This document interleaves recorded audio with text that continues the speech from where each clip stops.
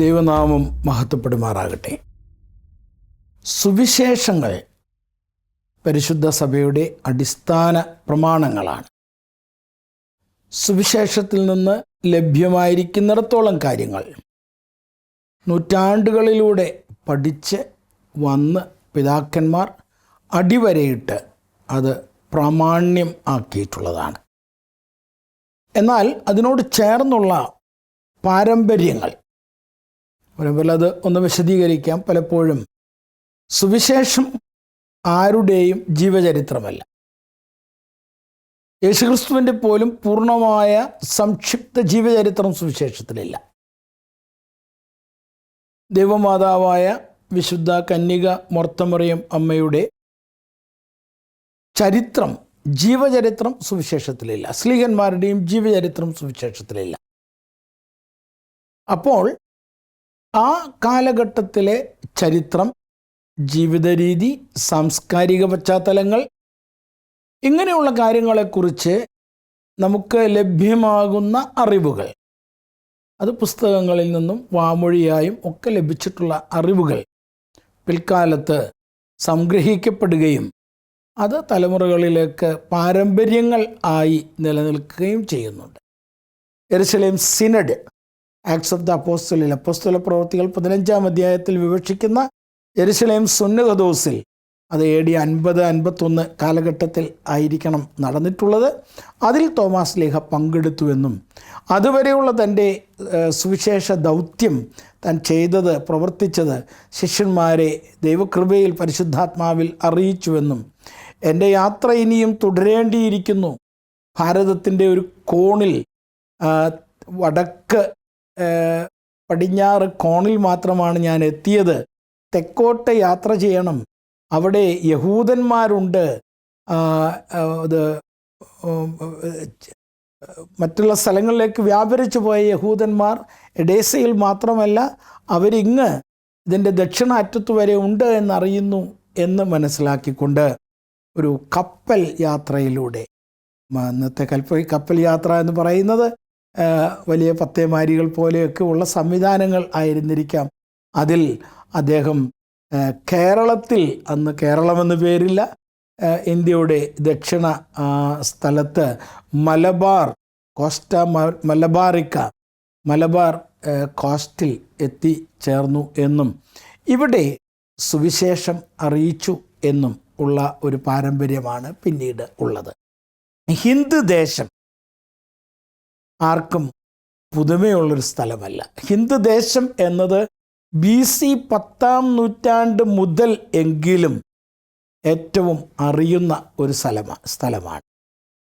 ഷലോമോൻ്റെ കപ്പലുകൾ ഹിന്ദു ദേശത്ത് വന്ന് ആനക്കൊമ്പ്, മയിൽ, ഇങ്ങനെയുള്ള സാധനങ്ങൾ, അതുപോലെ തന്നെ കുരുമുളക്, ബ്ലാക്ക് ഗോൾഡ് എന്ന് വിളിക്കുന്ന കുരുമുളക്, ഇതെല്ലാം ഇന്ത്യയിൽ നിന്ന് സ്ഥിരമായിട്ട് 3 വർഷത്തിലൊരിക്കൽ വെച്ച് ഭാരതത്തിൽ വന്ന് കപ്പലുകളിൽ ഇത് കൊണ്ടുപോകുമായിരുന്നു എന്ന് എസ്തേറിൻ്റെ പുസ്തകത്തിൽ എഴുതിയിരിക്കുന്നത് നാം പ്രത്യേകം കാണുന്നുണ്ട്. ഹിന്ദുദേശം ലോകത്ത് ഇന്നലെയോ ഇന്നോ കണ്ടുപിടിച്ച പോലെയുള്ള പുതിയ ഒരു സ്ഥലമല്ല. ലോക ചരിത്രത്തിൽ ഭാരതീയതയ്ക്ക്, ആർഷ ഭാരതീയതയ്ക്ക്, ഭാരത പൈതൃകത്തിന് വലിയ സ്ഥാനമുണ്ട് എന്ന് നമുക്ക് അറിയാം. നെബുക്കദ്നേസറിൻ്റെ കാലത്ത്, അതായത് BC 6-ാം നൂറ്റാണ്ടിൽ യഹൂദന്മാർ എമ്പാടും ചിതറിക്കപ്പെട്ടപ്പോൾ, യെരുശലേമും യഹൂദന്മാരും എപ്പോഴും പലരാലും ആക്രമിക്കപ്പെട്ടിട്ടുള്ള ഒരു സ്ട്രാറ്റജിക്കൽ പോയിൻ്റാണ് യെരുശലേം എന്ന് നമുക്കറിവുള്ളതാണ്.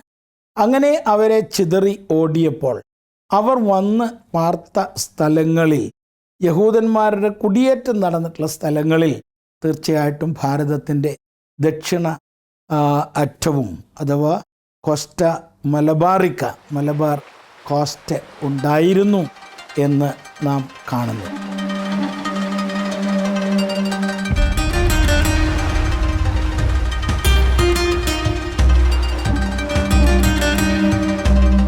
കേരളത്തിലെ യഹൂദ പാരമ്പര്യത്തിന് മറ്റൊരു സവിശേഷത കൂടി അവകാശപ്പെടാനുണ്ട്.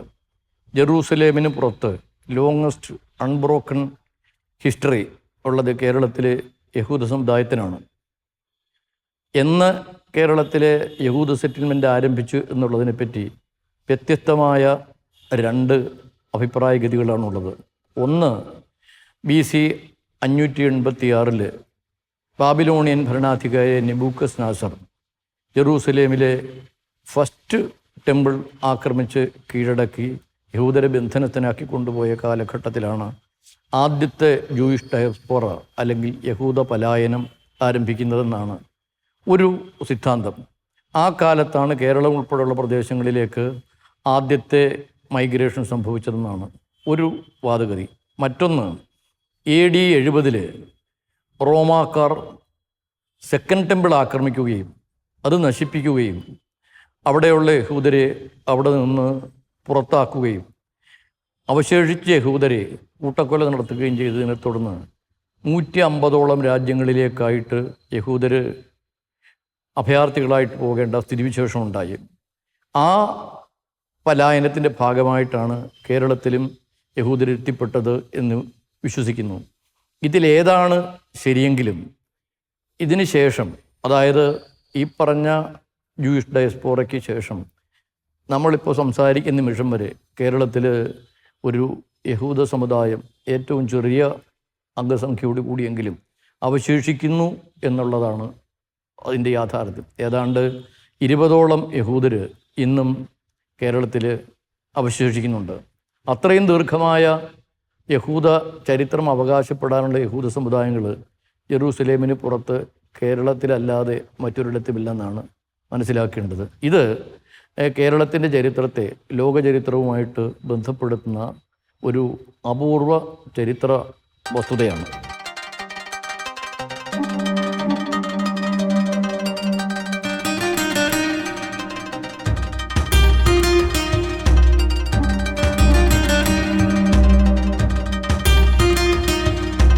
ഭാരത സഭയുടെ ഈറ്റില്ലമായ ഒരു പക്ഷേ ലോകത്തിലെ തന്നെ സഭയുടെ വെള്ളത്തൊട്ടിലായ പാലയൂരിലെ ബോട്ട് കുളമാണ് ഇത്.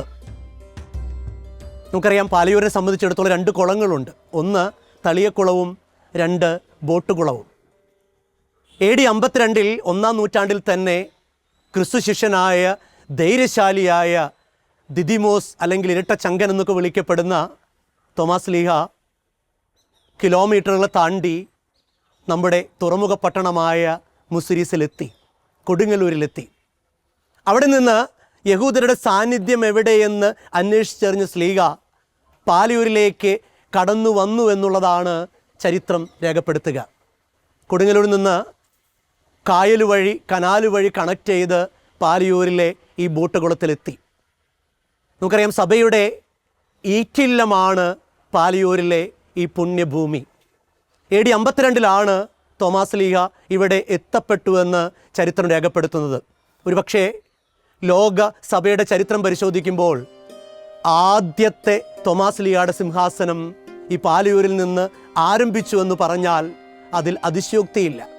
കാരണം പത്രോസിൻ്റെ സിംഹാസനം പോലും സ്ഥാപിതമാകുന്നത് AD 62 ശേഷമാണെന്ന് ചരിത്രം പറയുന്നു.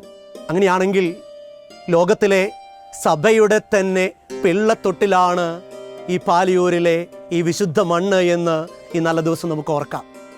തോമാസ് ലീഹ ഈ ബോട്ട് കുളത്തിലെത്തി യഹൂദ സാന്നിധ്യമുണ്ടായിരുന്ന പാലയൂരിലെ ജൂതക്കുന്നിൽ ആളുകളോടുകൂടെ സംവദിച്ച് തർപ്പണക്കുളത്തിലേക്ക് ചെന്ന് അവിടെ അത്ഭുതങ്ങൾ കാണിച്ച് അവിടെയുള്ളവരെ ക്രിസ്തു വിശ്വാസികളാക്കി ക്രിസ്തുവിൻ്റെ സ്നേഹത്തിൻ്റെ മതം അവരെയൊക്കെ ആക്കി തീർത്തു. അങ്ങനെ പതുക്കെ പതുക്കെ പടർന്നു പന്തലിച്ച ആ ദീപനാളം ഇന്ന് ലോകത്തിൻ്റെ അതിർത്തികളിൽ കത്തിജ്വലിച്ചു കൊണ്ടിരിക്കുന്നു. ജൂലൈ 3-ാം തീയതി അതിൻ്റെ വലിയ ഓർമ്മയാണ്. തീർച്ചയായും എന്തിനു വേണ്ടി ക്രിസ്തു ശിഷ്യൻ ഈ ഭൂമിയിലേക്ക് വന്നു എന്ന് ചോദിച്ചാൽ സുവിശേഷം പ്രഘോഷിക്കാനാണ്. സുവിശേഷം എന്ന് പറയുന്നത് നല്ല വിശേഷം, അത് സ്നേഹത്തിൻ്റെ വിശേഷമാണ്. ആ സ്നേഹത്തിൻ്റെ വിശേഷം ഈ കേരളക്കരയിലെ ഈ ജൂതക്കുന്നിലും പാലയൂരിലും പ്രഘോഷിപ്പിക്കപ്പെടാൻ തുടങ്ങിയപ്പോൾ ഇന്ന് ഈ കേരള സഭ ലോകത്തിൻ്റെ നെറുകയിൽ ഏറ്റവും നല്ല ക്രൈസ്തവ സഭയായി നിലകൊള്ളുന്നുവെന്ന് ചരിത്രം സാക്ഷ്യപ്പെടുത്തുന്നു. അതിൻ്റെ ആരംഭ ശിലയാണ്, ആരംഭ സ്ഥലമാണ് ഈ ബോട്ടുകുളം. കേരളത്തെ സംബന്ധിച്ചിടത്തോളം നദിയും നദീതടങ്ങളും ജലമാർഗങ്ങളുമാണ് വിശ്വാസ കുടിയേറ്റത്തിൻ്റെ വലിയ നാൾ വഴികളും നമുക്കറിയാം. പിന്നീട് ഈ കായലിലൂടെ തന്നെയാണ്, ഈ കനാലുകളിലൂടെ തന്നെയാണ് വിശ്വാസം പലയിടത്തും കുടിയേറിപ്പോയിട്ടുള്ളത്. കാനൂലി കനാലും അതിനോട് ചുറ്റുപറ്റിയുള്ള ഗുണ്ടട്ട് കനാലും അത് നീങ്ങി മാളയിലേക്കും പിന്നീട് കടുത്തുരുത്തിയിലേക്കും ഒക്കെ ചെന്ന് അവിടെ നിന്നാണ് കുറലങ്ങാട് പോലുള്ള തിരുവിതാംകൂറുകളിലേക്കൊക്കെ വിശ്വാസം കയറിയിട്ടുള്ളത്. മാർത്തോമാ ലീഗ മാമൂസ മുക്കിയ 4 പ്രധാനപ്പെട്ട കുടുംബങ്ങൾ, കാളികാവ്, ശങ്കരപുരി, അങ്ങനെ പകലോമറ്റം എന്നീ 4 കുടുംബങ്ങളിൽ 2 കുടുംബങ്ങൾ കുന്നംകുളം പഴഞ്ഞി ഭാഗത്ത് താമസമാക്കി. കാളിയും ഒക്കെ. പകലോമറ്റവും ശംഖുപുരിയൊക്കെ കുറുലങ്ങാട് ഭാഗത്ത് താമസമാക്കി. അങ്ങനെ കേരളത്തിൻ്റെ വടക്കും തെക്കുമായി സഭ വളരാൻ തുടങ്ങി. അതിൻ്റെ പ്രഭവ കേന്ദ്രം ഈ മധ്യദേശമായ തൃശ്ശൂരാണ്. ഒന്നുകൂടെ ചുരുക്കി പറഞ്ഞാൽ പാലയൂരാണ്. പണ്ടത്തെ പാലൂർ അഥവാ പാലൂറ എന്നറിയപ്പെടുന്ന ഈ സ്ഥലമാണ്. അതിന് കാരണമായത് യഹൂദരുടെ സാന്നിധ്യമാണ്. കേരളത്തിലെ യഹൂദരുടെ സാന്നിധ്യമുണ്ടായിരുന്ന ജൂതക്കുന്നും ജൂത ബസാറും അതിന് നിമിത്തമായി എന്നുള്ളത് നമ്മളൊക്കെ അറിഞ്ഞിരിക്കേണ്ട ഒരു ചരിത്ര സത്യമാണെന്ന് എനിക്ക് തോന്നുകയാണ്.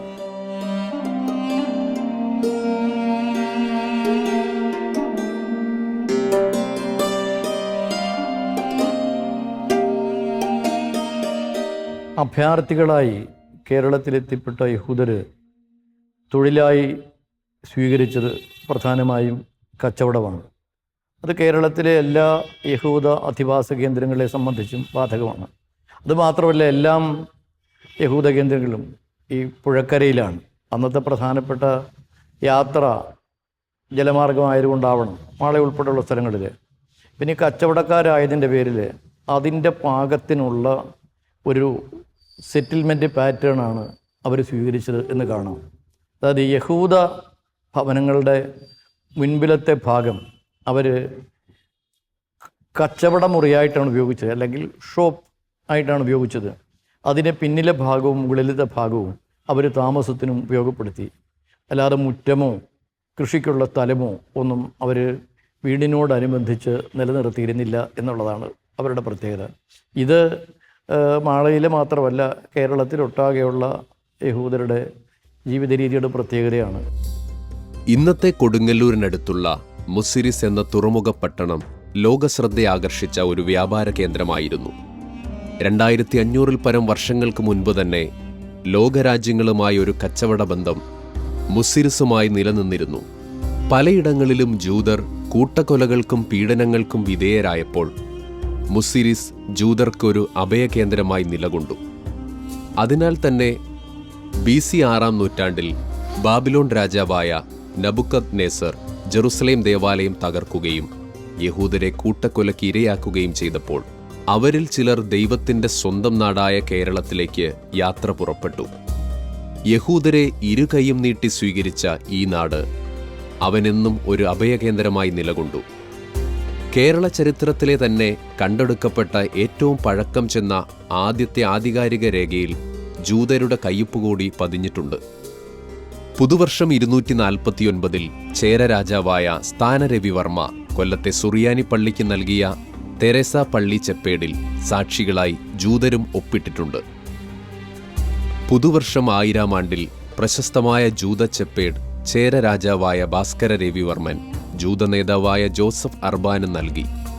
ഈ ചെപ്പേടിൽ ജൂതർക്കുണ്ടായിരുന്ന ഉന്നത സ്ഥാനമാനങ്ങൾ സുവ്യക്തമാണ്. പ്രധാനമായും ജൂതർ തങ്ങളുടെ ആരാധന കേന്ദ്രമായ സിനഗോഗുകൾ സ്ഥാപിച്ചിരുന്നത് പട്ടണങ്ങളുടെ നടുവിലായിരുന്നു. കേരളത്തിൽ ഇന്നും 6 യഹൂദ സിനഗോഗുകൾ നിലനിൽക്കുന്നുണ്ട്. എറണാകുളത്ത് 2 മട്ടാഞ്ചേരിയിൽ 1, പറവൂരും ചേന്നമംഗലത്തും മാളയിലുമായി മറ്റ് 4 നിലകൊള്ളുന്നു. ഇവയെല്ലാം കേരളവും യഹൂദരുമായുള്ള ഊഷ്മള ബന്ധത്തിന്റെ സ്മാരകശിലകളായി ഇന്നും നിലനിൽക്കുന്നു.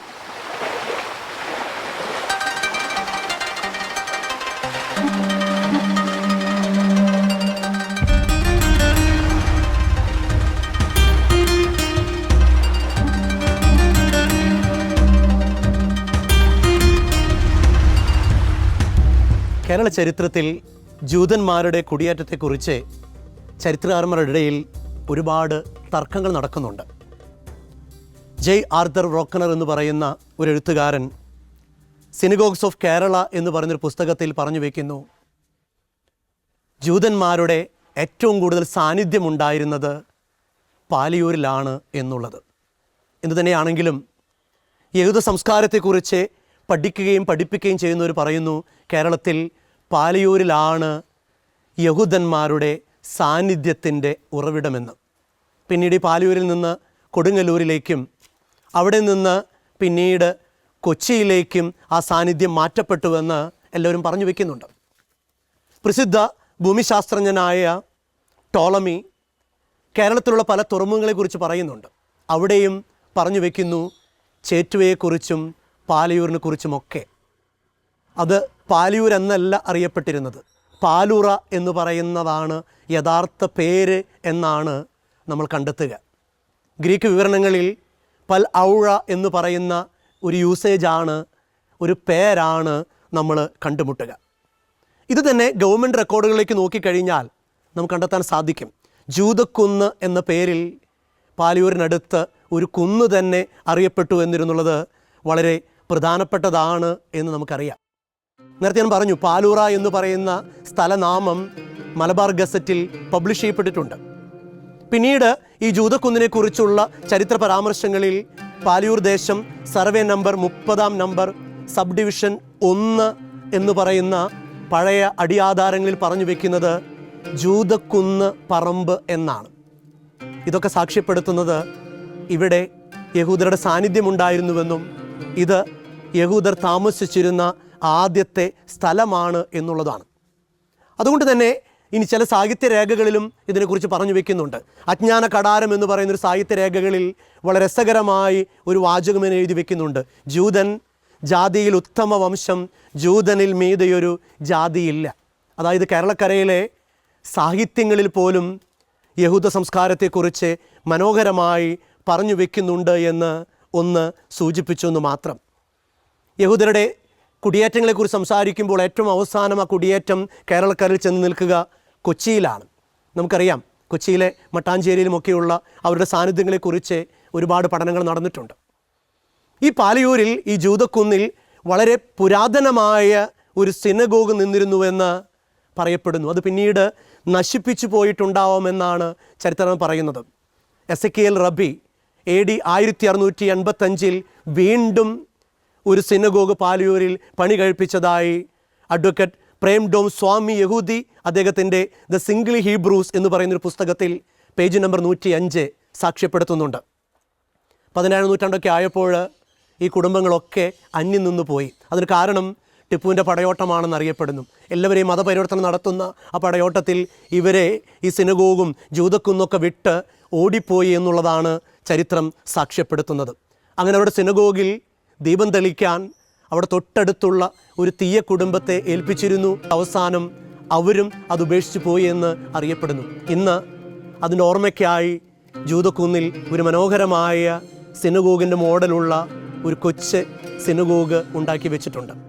അതിൻ്റെ പ്രത്യേകത, അതിൽ ദാവീദിൻ്റെ നക്ഷത്രവും മിനോറ എന്ന് പറയുന്ന 7 തിരിയിട്ട വിളക്കും അങ്ങനെ യഹൂദ പാരമ്പര്യങ്ങൾ പേറുന്ന എല്ലാം ആ സിനഗോഗിലുണ്ട് എന്നുള്ളത് വളരെ പ്രത്യേകതയാണ്. ഇപ്പോഴും അതിന് തൊട്ടടുത്തുള്ള ആ മാർക്കറ്റിൽ ജൂത ബസാർ, ജൂത സ്ട്രീറ്റ് എന്ന് എഴുതപ്പെട്ടിരിക്കുന്നു എന്നുള്ളത് ചരിത്രം നമ്മുടെ മുന്നിൽ തുറന്നു വെച്ചിരിക്കുന്ന വലിയ അടയാളങ്ങളാണ്. അതോടൊപ്പം പാലിയൂരിൽ നിന്ന് കൊണ്ടുപോക്കപ്പെട്ട വലിയ മതഗ്രന്ഥം തോറ, അതിന് വിളിക്കുക തോറ ഫിനയിൽ എന്നാണ്. ഇന്നും ജെറുസലമിലെ ഹീബ്രു യൂണിവേഴ്സിറ്റിയിൽ അത് കാണാവുന്നതാണ് എന്ന് സാക്ഷ്യപ്പെടുത്തുന്നുണ്ട്. അതിൻ്റെ ആമുഖത്തിൽ എഴുതി വച്ചിരിക്കുന്ന ഇങ്ങനെയാണ്: പാലൂർ സിനഗോഗ് AD 1565. ആ കാലഘട്ടത്തിൽ ഇവിടെ നിന്ന് കൊണ്ടുപോയ തോറയാണ്, മതഗ്രന്ഥമാണ് അത് എന്ന് സാക്ഷ്യപ്പെടുത്തുന്നു. പിന്നീട് ബ്രിട്ടീഷ് ഭരണകാലത്ത് ബ്രിട്ടീഷ് ഉദ്യോഗസ്ഥനായിരുന്ന ചാൾസ് അലക്സാണ്ടർ അദ്ദേഹത്തിൽ 1904-5 തയ്യാറാക്കിയ മലബാർ ഗസറ്റിൽ യൂതക്കുന്നിനെക്കുറിച്ച് വളരെ കൃത്യമായി പരാമർശിക്കുന്നുണ്ട്. അവിടെ എഴുതി വച്ചിരിക്കുന്ന ഒരു വാചകം എപ്പോഴും പറയും, അത് അവിടെ ജൂതക്കുന്നായിരുന്നുവെന്നും പിന്നീട് മലബാറിൻ്റെ കളക്ടറായിരുന്ന വില്യം ലോഗൻ മലബാർ മാനുവൽ എന്ന് പറയുന്ന പുസ്തകത്തിൽ കുറിച്ച് വെച്ചിട്ടുണ്ട്.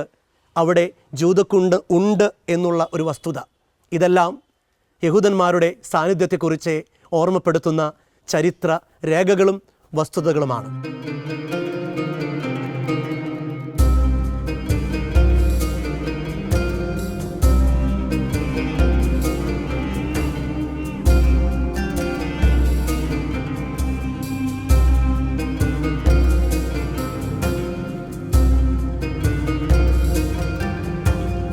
മാർത്തോമാ ശ്ലീഹ AD 52 അന്നത്തെ തുറമുഖ പട്ടണമായ മുസേരിയൂസിൽ ഇന്നത്തെ കൊടുങ്ങല്ലൂരിൽ കപ്പലിറങ്ങി. തോമാസ് ശ്ലീഹ ഈ കേരളത്തിൽ രൂപം കൊടുത്ത എല്ലാ ക്രൈസ്തവ സമൂഹങ്ങളും തീരപ്രദേശങ്ങളിലാണ്. കൊടുങ്ങല്ലൂരിൽ വന്നിറങ്ങിയ തോമാസ് ശ്ലീഹ യഹൂദ സാന്നിധ്യമുള്ള ഈ പാലിയൂരിൽ അന്ന് വള്ളങ്ങളും ബോട്ടുകളും ഇറങ്ങുന്ന സ്ഥലത്ത് ബോട്ടിൽ വന്നിറങ്ങി. തോമാസ് ശ്ലീഹ കേട്ടറിഞ്ഞതനുസരിച്ച് ഇവിടെയുള്ള യഹൂദന്മാരുമായി സംവാദത്തിൽ ഏർപ്പെട്ട തോമാസ് ശ്ലീഹായ്ക്ക് യഹൂദന്മാർ നൽകിയ വിവരണമനുസരിച്ച് ഈ ദേവാലയം ഇപ്പോൾ സ്ഥിതി ചെയ്യുന്ന സ്ഥലത്തിൻ്റെ പുറകിലുള്ള ഒരു കുളത്തിൻ്റെ അരികിലേക്ക് വന്നു. അന്നത്തെ പ്രാദേശിക മതവിശ്വാസികൾ ആ കുളത്തിൽ കുളിക്കുവാനും അവരുടെ കർമ്മങ്ങൾ അനുഷ്ഠിക്കുവാനും വേണ്ടിയാണ് ആ കുളത്തിലേക്ക് വന്നിരുന്നത്. ആ മതവിശ്വാസികളുടെ പാരമ്പര്യമനുസരിച്ച് ഈ കുളത്തിൽ നിന്ന് എടുത്ത വെള്ളം അവർ മുകളിലേക്ക് എറിഞ്ഞ് തർപ്പണം ചെയ്യുക എന്നാണ് അതിന് പറയുക. അങ്ങനെയാണ് അവർ പ്രാർത്ഥിച്ചിരുന്നത്. തോമാസ് ശ്ലീഹായ്ക്ക് ഇത് കണ്ടപ്പോൾ കൗതുകമായി. തോമാസ് ശ്ലീഹ അവരോട് ചോദിച്ചു, നിങ്ങൾ തർപ്പണം ചെയ്ത ജലം നിങ്ങളുടെ ദൈവം സ്വീകരിക്കുകയാണെങ്കിൽ എന്തുകൊണ്ടാണ് ഈ ജലഗണങ്ങൾ താഴേക്ക് വരുന്നത്? അവർ പറഞ്ഞു, ഈ ജലഗണങ്ങൾ താഴേക്ക് വന്നാലും ഞങ്ങളുടെ ദൈവം ഇത് പ്രസാദിക്കുന്നുണ്ട്. തോമാസ് ശ്ലീഹ അവരോട് ഒരു മറുചോദ്യം ഉന്നയിച്ചു. നിങ്ങൾ ചെയ്യുന്നത് പോലെ ഈ കുളത്തിൽ നിന്ന് ജലമെടുത്തുകൊണ്ട് ഞാനും തർപ്പണം ചെയ്താൽ എൻ്റെ ദൈവം ആ ജലഗണങ്ങൾ സ്വീകരിക്കും, അത് താഴേക്ക് വരികയില്ല. അവിടെ കൂടിയിരുന്ന ആ മതവിശ്വാസികൾ തോമാസ് ശ്ലീഹായോട് പറഞ്ഞു, അങ്ങനെയാണെങ്കിൽ നിൻ്റെ ദൈവത്തിൽ ഞങ്ങൾ വിശ്വസിക്കും. തോമാസ് ശ്ലീഹ കുളത്തിലേക്ക് ഇറങ്ങി താഴെ നിന്ന് കുറച്ച് ജലമെടുത്തുകൊണ്ട് മുകളിലേക്ക് തർപ്പണം ചെയ്തു. അത്ഭുതമെന്ന് പറയട്ടെ, തർപ്പണം ചെയ്ത ഈ ജലഗണങ്ങൾ ആകാശത്ത് ഒരു നിമിഷം തങ്ങി നിന്നു എന്നാണ് ഐതിഹ്യം പറയുക. തോമാസ് ശ്ലീഹ ആ ചെയ്ത അത്ഭുതം അവിടെ കൂടിയിരുന്നവരെ കുറച്ച് പേര് വിശ്വസിച്ചു. കുറച്ച് പേര് അവിടെ പറഞ്ഞു, ഇനിയത്ത് കുളി വെൺമനേട് എന്ന് പറഞ്ഞുകൊണ്ട് അവർ വെൺമനേട്ടേക്ക് പോയി. വിശ്വസിച്ച ആ മതവിശ്വാസികളെ തോമാസ് ശ്ലീഹ ആ കുളത്തിൽ സ്നാനം നൽകി. സ്നാനം സ്വീകരിച്ച് ക്രിസ്തു മക്കളായി തീർന്ന ആ വിശ്വാസികളും തോമാസ് ശ്ലീഹായും ഇപ്പോൾ ഈ പാലിയൂര് ദേവാലയം സ്ഥിതി ചെയ്യുന്ന സ്ഥലത്ത് വന്ന് അവിടെ ഒരു മരക്കുരിശ് സ്ഥാപിച്ചു. അവർ കുരിശിൻ്റെ ചുറ്റും പ്രാർത്ഥിച്ചു. ഈശോ പഠിപ്പിച്ച അതിവിശിഷ്ടമായ കർത്തൃപ്രാർത്ഥന അവരെല്ലാവരും ഏറ്റുചൊല്ലി. അതാണ് നമ്മളുടെ ഈ കേരളത്തിലെ ആദ്യ ക്രൈസ്തവ സമൂഹം. കുരിശ് സ്ഥാപിച്ചതിന് ശേഷം ദേവാലയം അത് കാലാകാലങ്ങളിൽ നവീകരിക്കപ്പെട്ടു. ഇപ്പോൾ ഉള്ള ഈ ദേവാലയത്തിൻ്റെ പ്രധാന ഭാഗം 1601 മുതൽ 1607 വരെയുള്ള കാലഘട്ടത്തിൽ ഇറ്റാലിയൻ ജെസ്യൂട്ട് വൈദികനായ ജാക്കോമോ ഫെനീച്ചിയോ പണിതീർത്തതാണ്. ഇറ്റാലിയൻ മിഷണറി വൈദികനായ ജാക്കോമോ ഫെനീച്ചിയോ ഈ ദേവാലയം പണിയുമ്പോൾ അതിൻ്റെ പഴയ ദേവാലയം അവിടെ നിർത്തിക്കൊണ്ട് അതിന് ചുറ്റുമാണ് ദേവാലയം പണിയുക. ആദ്യത്തെ ആ ദേവാലയത്തിൻ്റെ അടിത്തറ ഇന്നും ഈ ദേവാലയം സന്ദർശിക്കുന്നവർക്ക് കാണത്തക്ക വിധത്തിൽ അത് ഒരു ഗ്ലാസ് കൂട്ടിൽ നമ്മളവിടെ സൂക്ഷിച്ചു വെച്ചിട്ടുണ്ട്. തോമാസ് ശ്ലീഹായുടെ ആ പൈതൃകം ഏറ്റുപറഞ്ഞുകൊണ്ട് ഈ ദേവാലയം തൃശ്ശൂർ അതിരൂപതയുടെ തീർത്ഥകേന്ദ്രമായും 2020 മേജർ ആർച്ച് എപ്പിസ്കോപ്പൽ തീർത്ഥകേന്ദ്രമായിട്ട് ഉയർത്തിയിരിക്കുന്നു. ഇന്നും ഈ ദേവാലയം സന്ദർശിക്കുവാൻ വരുന്നവർക്ക് ഏറ്റവും ഹൃദയസ്പർശിയായ വിശ്വാസത്തിൻ്റെ ചരിത്രം വിളിച്ചോതുന്ന സ്ഥലങ്ങളാണ് നമ്മുടെ പൂർവിക പിതാക്കന്മാർക്ക് മാമുദീസ നൽകിയ തളിയക്കുളം, തോമാശ്ലീഹ കൊടുങ്ങല്ലൂരിൽ നിന്ന് ബോട്ട് മാർഗം വന്നിറങ്ങിയ ബോട്ടുകുളം, തോമാശ്ലീഹ സ്ഥാപിതമായ കുരിശിൻ്റെ സ്ഥാനത്ത് പണിതീർത്തിട്ടുള്ള കല്ലുകൊണ്ടുള്ള കുരിശ്. ഈ തീർത്ഥാടന ദേവാലയത്തിൽ വരുന്ന എല്ലാ വിശ്വാസികൾക്കും തോമാശ്ലീഹായുടെ പൈതൃകമായ ആ വിശ്വാസം സ്വീകരിക്കുവാൻ, ആ തീർത്ഥാടകരുടെ വളരെയേറെ പരിശ്രമഫലമായി റോമിൽ നിന്ന് പരിശുദ്ധ പിതാവ് അംഗീകരിച്ച് നൽകിയ വിശ്വാസ കവാടമാണ് ഈ ദേവാലയത്തിൻ്റെ പ്രധാന കവാടത്തിൽ സൂക്ഷിച്ചിരിക്കുക. ഒപ്പം തന്നെ എല്ലാവർക്കും അറിയാവുന്നതുപോലെ ഈ പാലിയൂരിലുള്ള ശുശ്രൂഷകൾക്ക് ശേഷം തോമാശ്ലീഹ വിവിധ സ്ഥലങ്ങളിൽ വിവിധ ക്രൈസ്തവ സമൂഹങ്ങൾ രൂപപ്പെടുത്തിക്കൊണ്ട് തോമാശ്ലീഹ തിരുവിതാംകോട് വഴി മൈലാപ്പൂരിലെ ചിന്നമലയിൽ എത്തിച്ചേർന്നു. അവിടെ വെച്ചുകൊണ്ടാണ് തോമാശ്ലീഹ രക്തസാക്ഷിത്വം വരിക്കുന്നത്. സ്നേഹമുള്ളവരെ, പാലയൂരിലുള്ള തോമാശ്ലീഹായുടെ ഈ തീർത്ഥദേവാലയത്തിലേക്ക് നമ്മൾ ഓരോരുത്തരും കടന്നു വരുമ്പോൾ തോമാശ്ലീഹ പകർന്നു നൽകിയ ആ വിശ്വാസം മറ്റുള്ളവർക്ക് പകർന്നു നൽകുവാനായിട്ടുള്ള കടമ നമ്മൾക്കെല്ലാവർക്കുമുണ്ട്. രണ്ടാം വത്തിക്കാൻ കൗൺസിലിൻ്റെ ചിന്തകളനുസരിച്ചുകൊണ്ട് ഇന്ന് സഭ സ്വഭാവത്താൽ തന്നെ പ്രേക്ഷിതയും അതുപോലെ തന്നെ മിഷണറിയുമാണ്. നമ്മൾ ഓരോരുത്തരും മാമുദീസ സ്വീകരിച്ചിരിക്കുന്നത് ക്രിസ്തുവിനെ പ്രഘോഷിക്കുവാനും നമ്മുടെ ജീവിതം ക്രിസ്തുവിനെ സാക്ഷ്യം വഹിക്കുവാനാണ്. തോമാശ്ലീഹായിൽ നിന്ന് നമ്മൾ സ്വീകരിച്ച ആ വിശ്വാസ പാരമ്പര്യം നമ്മളുടെ ജീവിതത്തിൽ പ്രാവർത്തികമാക്കുവാനും നമ്മൾ കണ്ടുമുട്ടുന്ന എല്ലാ വ്യക്തികളോടും ആ സുവിശേഷം അറിയിക്കുവാൻ നമ്മളെല്ലാവരും കടപ്പെട്ടവരാണ്.